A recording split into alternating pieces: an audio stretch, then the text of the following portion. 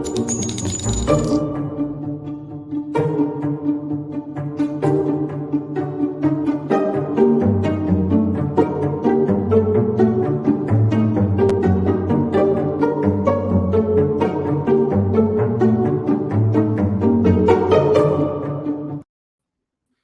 everybody, and welcome to the True Crime Squad. This is Katie Weaver. I'm here with my sister, co host, and partner in crime, Christy Brower. Hello. Hello. Hey, everybody. I How's it can't believe going? it's Wednesday. Good. It's going good. Not only is it Wednesday, we are so jam packed today, We and a are. huge thing happened in the true crime world this morning. Like, Yeah. what a day! Mm-hmm. So, this is our Wednesday episode. We're going to Yes. be back tonight at 7 for case updates, and then we'll be back at 8:15 for the watch party for the month. And if you are a part of our subscription on YouTube, then you know what that is and you'll be there. If you're not and you're interested, just go to our homepage on YouTube. There is a spot that to join, and it's $4.99 a month, and then you come to the watch party. So the watch It's party going to be this fun. month, yeah, Christy chose something spooky. It is called The Devil on Trial. And yes, it's going to be terrifying. So, It is. Yeah. It's scary as hell. But I kind of figured that would be perfect for a Halloween watch party. for sure. So, find it on your own device. We can't stream it, of course, that would be illegal. So, you want to find it on your own device. And then at 8:15 tonight, Mountain Time, we will all hit play at the same time, and then we'll hang out here or there in the chat room and discuss it while we all watch it together. Yeah. These events are super fun. If you haven't They done one with us are. before, they're really fun. Yeah. I enjoy it a lot. It's fun to watch and along with other people and chat about it and make fun of stuff that's funny or, be enraged together, whatever. Hmm. Or The range of confused. emotions that happens in true crime documentaries, as we know. Yeah. If you miss something, someone else for sure heard it. If your Mhm. damn dog was barking at that moment or something, I don't know what that's like. Or your I pigs have were having a not a fight on clue. the couch about who gets to lay where, Ah, yes, and you missed the important part, someone else heard it. But it's so if true. if you've been to over the weekend, we had a Murdaugh watch party for the Murdaugh murders on Netflix, or no, sorry, on Lifetime, the new Lifetime 2-night A event. terrible made-for-TV movie. Man, it was It's so bad. bad, but we had a It was. blast all watching it together. So Mhm. that's how to do it and what's happening. But Yeah. we have a huge event going on today. Mhm. Obviously, the Natalee Holloway murder. So, but before we do Yes. that, we're going to get into some other things. So, Christy, you're going to kick us off with Some crime news. okay.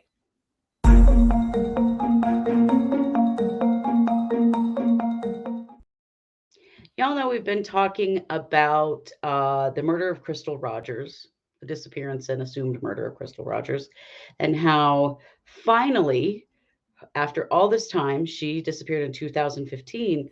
Her boyfriend at the time and father of her son, Brooks Hout, has been arrested, right?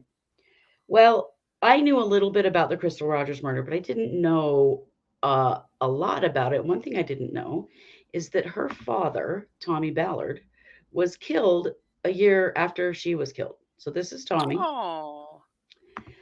Tommy started a big community group called Team Crystal, Mhm. and he was recruiting people all over the area to search for her, to try to seek information to help the police. Like he was doggedly searching for his daughter, absolutely heartbroken, not giving up on finding her body, finding what happened to her. And so she disappeared on July 3rd of 2015. On November 19th of 2016, he went hunting with a grandson and was shot once in the chest and killed and just found murdered. Oh my God. His murder was initially identified as a hunting accident, although there was never anyone identified as to who shot him. Mhm. And the family and a lot of people in the community had questioned for a long time whether or not this was actually related to Crystal's disappearance because he was doggedly looking for her. Brooks Hout has been everyone's suspect from day one. Mhm. And we've learned some information, and this happened in a bail reduction hearing for Brooks last week, where so Brooks, when he was arrested, his bond was set at $10 million. Like, this Wow. community is done with this Mhm. bullshit. There is a special prosecutor that has been assigned to this case, and that happened in January. And this prosecutor is actually looking into the deaths of Jason Ellis, who is a police officer who they think may be connected to Crystal Rogers and Tommy Ballard's deaths as well. And Wow. so they've been doing some serious investigating in Mhm. that time. And something that came out in that bond hearing that I wanted to learn more about was that there was a gun that they had in their possession, the law enforcement has in their possession, that they believe is the gun that killed Tommy Ballard, and that it is connected to Nick Hout, who is Brooks's brother and who was a police officer at the time of Crystal's disappearance. Oh my So, god. right? So, here's what we know now. Police, undercover somehow, actually purchased this rifle from Nick Hout directly, and they have been having it tested to see if it is the gun that shot and killed Tommy Ballard. Mhm. There are 5 tests apparently they have to run on this gun to confirm. At this point, that gun has passed 4 of 5 tests to indicate that it is the gun that killed Tommy Ballard. Now we're waiting on the 5th test, and of course, Nick Hout has not been arrested as of yet, but clearly is under investigation. Sure. But it does appear that we may see closure of multiple homicides in this situation, and we may see more arrests in the Hout family.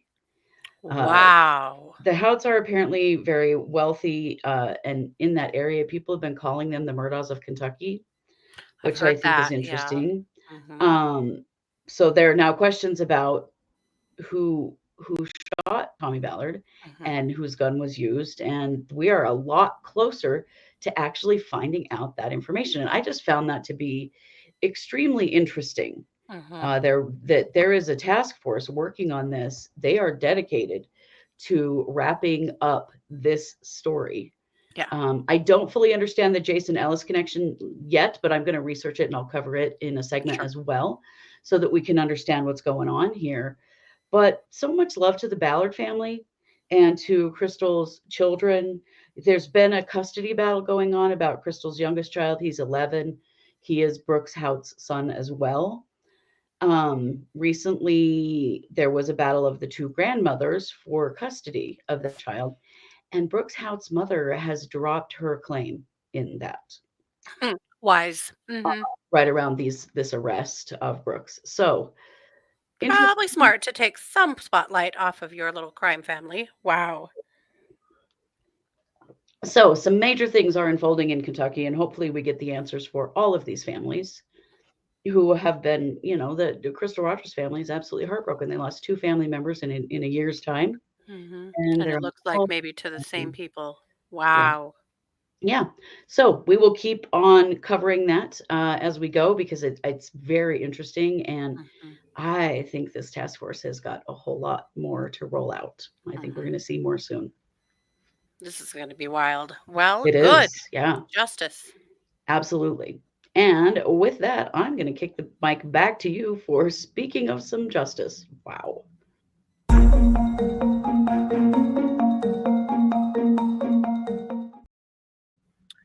Well, guys, wow. If you are a true crimer, you know Natalie Holloway's name. I know you do. Right. Right. Uh, her death, well, disappearance, has been a true crime puzzle for a long time now. Yeah, it has. And it's been one of those maddening cases because pretty much everybody thought that they knew who did it, Yeah. yet there has never been justice. And justice finally came knocking today, and it is pretty wild. Natalie, of course, disappeared. She was on a graduation trip. She was 18. She disappeared in Aruba in 2005. And she had left the hotel she was in with a man named Joran Sloot, as well as two other men, and was never seen again. And Yeah. those three were arrested more than once and were going to be charged, and then charges were dropped because they didn't really have any evidence, and it's just really been frustrating.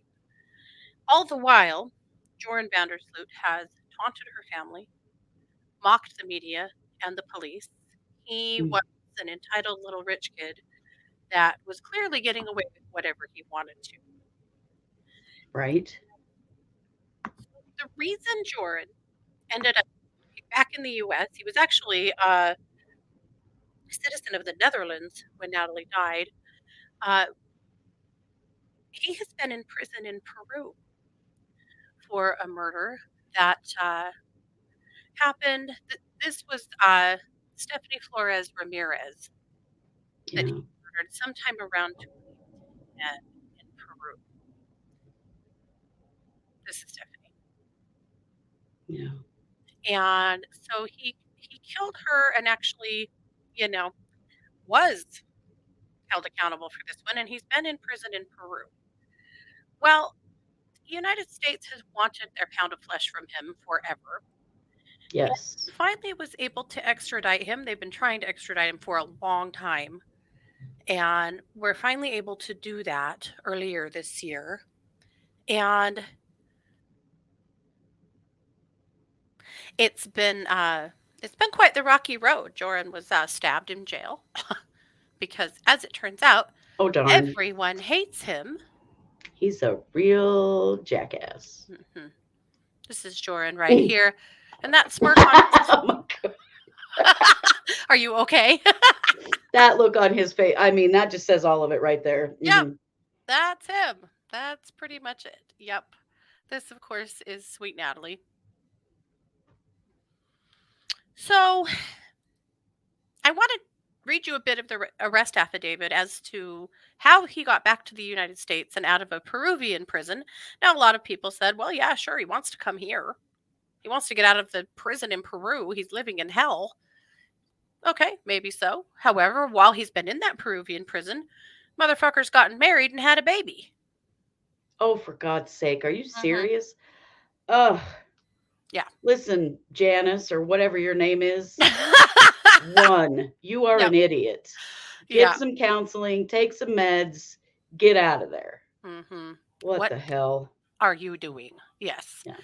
So I'm going to read a little part of the plea agreement for you so you understand what happened and how we got to where we are right now. And also so you understand a little bit more about what an epic piece of shit this kid is. Mm. The United States is prepared to prove, at a minimum, the following facts at the trial of this case. From at least 2005 through May 2010, defendant Vandersloot was a citizen of the Netherlands residing in Aruba. During a May 2005 high school graduation trip to Aruba, Alabama native Natalee Holloway disappeared while in defendant Vandersloot's company. Natalie Holloway's location and the circumstances surrounding her disappearance have been unknown to her family, friends, and law enforcement since May 30th, 2005. In March 2010, defendant Vandersloot contacted John Q. Kelly, an attorney for Natalie Holloway's mother, Beth Holloway, via email seeking $250,000 in exchange for the location of Natalie Holloway's remains and information regarding her death. Kelly often Mm. served as the intermediary for Ms. Holloway during her efforts to find her daughter, who, by the way, has been an unbelievable rock star. Her Oh, she tenacity has has got fought so hard for Natalie. Mhm. Anxious to obtain information regarding her daughter, Ms. Holloway and Kelly discussed the transaction. During April and May 2010, defendant Vandersloot and Kelly exchanged numerous emails regarding defendant Vandersloot's request for $250,000, how the information regarding Natalie Holloway's remains would be provided, and details of Kelly's travel to Aruba to meet with defendant Vandersloot to conduct the transaction. They were willing to pay $250,000 to figure out what happened to their daughter. I mean, if you've got it, I think anybody would be at this point, just to know what Yeah. happened, where's her body, you know? Yeah. At one point, Kelly asked defendant Vandersloot what would happen if Ms. Holloway failed to provide the money that the defendant Vandersloot demanded. Defendant Vandersloot replied that Ms. Holloway could wait another 5 years, causing Ms. Holloway actual Yeah, fear that she might never know what became of her daughter. right? To My God. complete the transaction, defendant Vandersloot provided his bank account information at SNS Bank in the Netherlands to Kelly. To confirm the legitimacy of the account, Ms. Holloway sent a wire transfer of $100 to defendant Vandersloot's account from her bank in Birmingham, Alabama. Ms. Holloway subsequently confirmed that the funds had been deposited into his account. Kelly and defendant Vandersloot agreed that Kelly would travel to Aruba in May 2010 to provide an initial down payment of $25,000 to defendant Vandersloot in furtherance of the demand. Ms. Holloway and Mhm. defendant Vandersloot executed a written agreement confirming that following the initial payment of $25,000, Vandersloot would reveal to Kelly the location of Natalie Holloway's remains and would share the details of her death. I mean, the amount of proof this dumbass left is just unbelievable. Yeah, just fearless Fearless. Yep. bullshit, Well, man. his dad was a judge. And a lot of people think that part of the reason he got away with so much shit is because of the wealth and the well-known family and the judiciary connection. But the Well, agreement, and the being in other countries, like, mm-hmm, what's American law enforcement going to do to him, you know? yep. The agreement further provided that the remains were secured, provided that after the remains were secured and confirmed to be Natalie's, Ms. Holloway would provide the remaining $225,000 to defendant Vandersloot via wire transfer to his bank. On May 10th, Kelly and defendant Vandersloot met at the Aruba Marriott Resort and Stellaris Casino.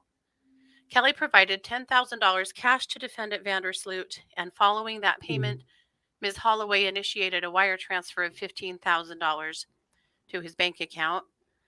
Defendant Vandersloot then reported to Kelly details surrounding Natalie Holloway's death and accompanied Kelly to a specific location in Aruba where he reported that Natalie Holloway's remains were located. However, as defendant Vandersloot knew, both the details of Natalie Holloway's death and the location of her remains that defendant Vandersloot provided to Kelly were false. Mhm. Despite this fact, defendant Vandersloot retained the $25,100 provided by Ms. Holloway. On approximately May 13th, 2010, defendant Vandersloot left Aruba. Of course, just a grift. Hmm. So Asshole. essentially, yeah, it was worthless information. It was nothing but a grift and another way to torture Natalie Holloway's family. Yeah. This guy is sadistic, man. Yeah. So those extortion charges are what finally were the crux of the U.S. being able to get him here. And he agreed to plead guilty. And a part of that guilty plea was actually admitting what happened to Natalie Holloway.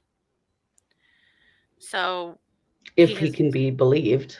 if he can be believed. Yeah, that's the hard part. However, her family is absolutely convinced. They feel like they do have the proof now. So what I want to do now, he was sentenced to 20 years. He still has, I believe, 5 years left to serve in Peru for Stephanie's murder. But I want to, I don't know. Trying to organize my thoughts. Uh, Huh. I guess let's read his confession next, Okay. and then we'll go from there. Can you get rid of the banner for me? Yes, I can. All right. So this is a portion of a recorded interview of Joran. This is on October 3rd, 2023. And this is what was said. So they're speaking with his attorney is interviewing him in this portion. His attorney's name is Kevin Butler. Okay. So Jordan says, plus, she asked to go back to her hotel, but I was just trying to get dropped off a little further from her hotel so we could walk back to her hotel and I might still get a chance to be with her. Ugh. Butler says, okay. Vandersloot says, that's what I was hoping for. Butler says, okay, so what happens? Joran says, yeah, and Deepak drops me off at another place, a little right of the Marriott Hotel, known as the Fisherman's Huts. This place is not so far from the next hotel, which is the Marriott. And the next hotel after that is another Marriott, which is a timeshare. And then it's the Holiday Inn. We walk along the beach. Butler says, all right, do Deepak and Satish get out? These were the other men. Mm-hmm. And he says, no, Deepak and Satish leave. They go back to their home. I assume they go back to their home. They get in their car and leave. I'm with Natalie walking along the beach. I find a space before we get to the Marriott Hotel where I lay her down. We lay down together in the sand and we start kissing. I start getting her to kiss me again and we start kissing each other and I start feeling her up again and she tells me no. She tells me she doesn't want me to feel her up. I insist. I keep feeling her up either way. And she needs me. She need me in the crotch. When she needs me in the crotch, I get up on the beach and I kick her extremely hard in the face. Yeah, Mm. she's laying down, unconscious, possibly even dead, but definitely unconscious. And I see right next to her, there's a huge cinder block laying on the beach. When you say, the lawyer says, when you say cinder block, I'm looking at the walls of this place. Is it like these? Exactly the same cinder blocks, Vandersloot said. I see a huge cinder block laying on the beach.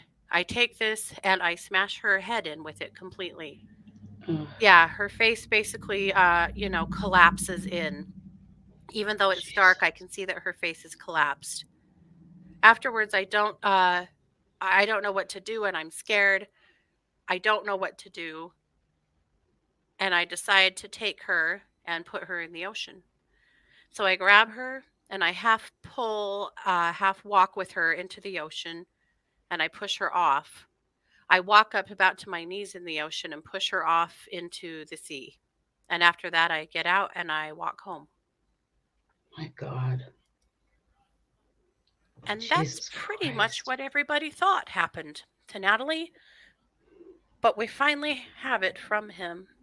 Brutal son of a bitch. Yep. Jesus. So today was the day. Today was the the hearing, and I wanted to read you a few things from the victims impact statement from Beth Holloway. This is from Tristan Rupert, who is a reporter that was there. He said, Natalie's mother, Beth, is now stepping up to the podium. She seemingly glared at Vandersloot as she stepped forward. For 18 years, you have denied killing my daughter. The grief extends deep into my soul, said Beth Holloway. You have finally admitted that you murdered her. You terminated her potential, her dreams and possibilities, and when you bludgeoned her to death, said Beth. You are a killer, and every time that jail cell closes, I want you to remember that. Even though you have finally confessed and confirmed that you are my daughter's killer, you can't be tried here for her murder. I implore this court to give the maximum sentence. And by the way, you look like hell, Joran. I don't know how you're going to make it. Good job, Go, Beth. Beth. Yeah. Jesus. Now, could Aruba charge him? They could. Will they? We don't know. We don't know. But we do know that he's not getting out of prison anytime soon. Yeah. Will they send him back to Peru to finish his sentence there before he does his time here? That was somewhat unclear to me. I'm hoping that we can get that confirmed, yay or nay, before case updates tonight. I'm actually not sure. You would think Uh, Peru would want him to do his time there, but but I guys, don't know. listen. It's okay. He apologized to Holloways and, wait for it, Mm. he found Jesus and he's a different man now. Oh my Okay? God. Joran, shove it up your ass. Yeah. Fuck off, Joran. Mm-hmm. God, I'm tired of hearing that shit out of murderers and in their trials. Like that doesn't mean anything. That is the most hollow bullshit I've ever heard. It's awful. It's ridiculous. But I did also want to play for you the press conference with Beth Holloway afterwards. I also want to say that Natalie's parents are not together, and her dad provided his victim's impact statement privately to the judge. He was not in attendance. Or if he was, he didn't do the press conference. I'm not quite sure if he was actually there or not, but he didn't do the press conference and provided his victim's impact statement privately. Because as we So, know, these things affect people differently. yeah, And I it is what it is. Yeah, for sure. But I want to give you a peek at this rock star of a human, Beth, who I have no doubt will continue to work on victims' advocacy as she has been and missing persons cases. And good on you, Beth. But let's hear from her. Natalie. He described when and how he killed her. He said that after killing her on the beach in Aruba, he put her into the water, and that was the last that he ever saw her. That was all verified by a comprehensive and conducted conclusive polygraph test. Even with this confession, though, he can't be tried here for Natalie's murder. But I'm satisfied knowing that he did it. He did it alone, and he disposed of her alone. I won't give you the details of his brutal confession. Those will be forthcoming when the proffer is made public. You will also have details of the plea agreement which was reached, his sentence of the extortion, and the wire fraud will run concurrently with a sentence in Peru for killing Stephanie Flores. And that's fine with me. Thanks to a lot of very smart and dedicated people here, I got the answer I've been searching for the past 18 years. Joran Vandersloot's confession means we have finally reached the end of our never-ending nightmare.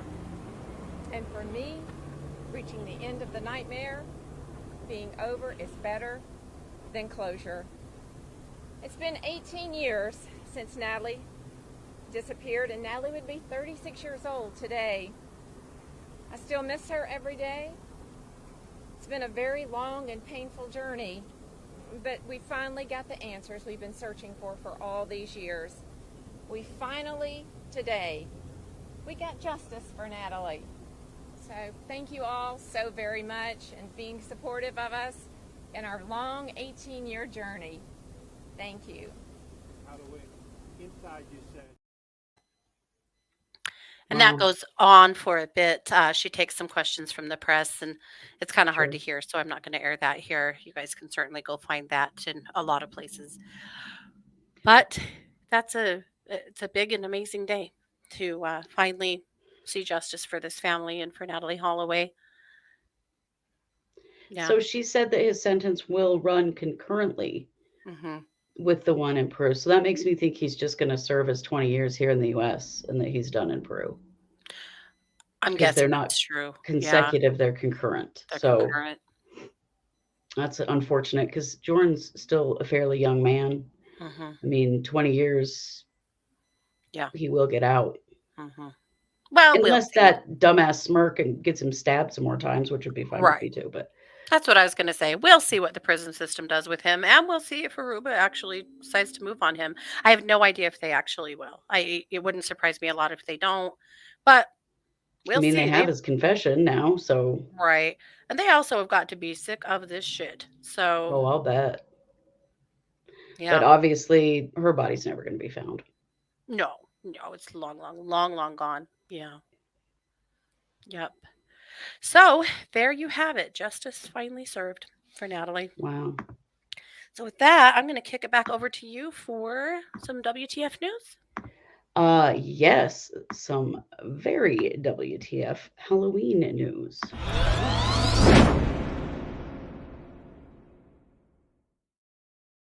Squad, it seems as though nothing is sacred from gun violence these days. This very unstable genius right here is St. Louis County police sheriff deputy. His name is Matthew McCulloch, and he is currently being held on a $500,000 bond because a few days ago he attended a trunk or treat at an elementary school, as is known to happen here in the US around this time. Mm-hmm. And in his infinite wisdom, he threatened a woman whose husband shoved him to the ground. He stood up, pulled his shirt up to show that he was holding a gun, screamed, "You're all going to die," grabbed the gun and shot it into the air about 11 times. What? Right in the middle of a group of trick-or-treating children. Oh my God. Yeah. What was this fight So, about? he threatened a woman. We don't know for what. He just said something threatening to a woman, and the man she was with shoved him down, and he fell down. Mm-hmm. And then he just stood up and did that and Lost shot in his the shit. air. Holy Yeah. cow. So a group of citizens, finally, people are done with this shit and don't just stand back and let it happen. They tackled his ass to the ground and pinned him there, which is why he looks like he's got a pretty road rashed face, because he does. Sucks to suck. Does suck to suck. So the police came and arrested him and took him into custody. And he is a police officer. He is a sheriff's deputy right now. Well, he's suspended without pay right now, of course, while they investigate what happened. But it turns out this guy's been melting down for a while now. Mm-hmm. After this incident happened, some people recognized this fool from a few days prior to the shooting. Luby Kelly and his wife were driving through a Kirkwood neighborhood in St. Louis County. And they were in separate cars, but like they were going to the same place, like, you know, people tend to do. And he was driving erratically, and he almost hit the wife's car.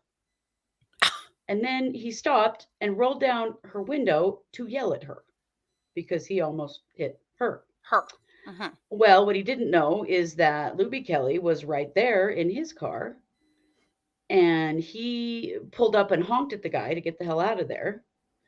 And he yelled, "You're all going to die. You're next." And then took off.